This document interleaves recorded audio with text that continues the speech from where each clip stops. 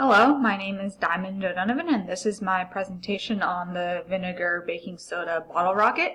So, in this experiment, I made a bottle rocket using a empty water bottle, and I used chopsticks instead of pencils because I didn't have any around the house.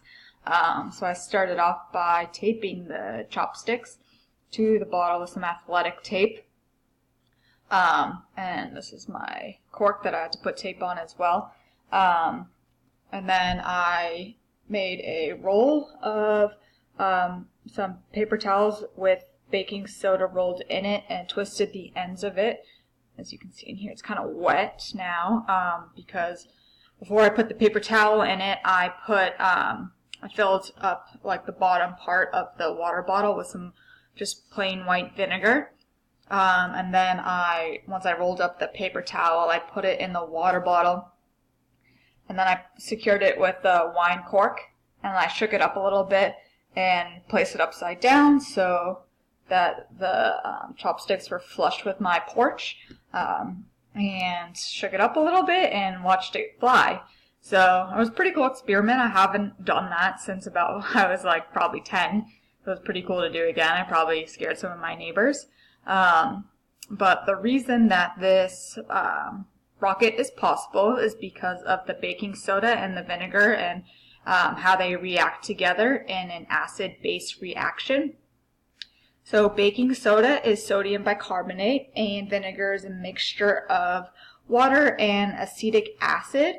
When placed together, the reaction creates products like carbon dioxide, water, and sodium acetate.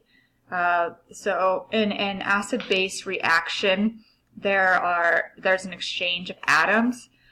So an acid wants to get rid of a proton, which is a positively charged hydrogen ion, and a base is a chemical that wants to accept the proton, sorry. So in this experiment, since the baking soda is the base, it takes a proton from the vinegar, which was the acid.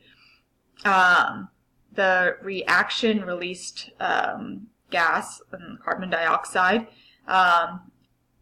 Since the baking soda received the proton, it transformed into water and carbon dioxide.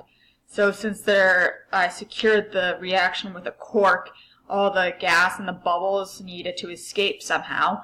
So it escaped out the cork, and that's what shot the rocket in the air.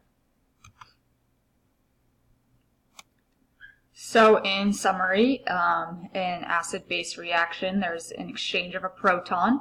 The acid wants to get rid of a proton and the base wants to accept one. So specifically in this experiment, the vinegar got rid of a proton, the baking soda accepted one, releasing the carbon dioxide.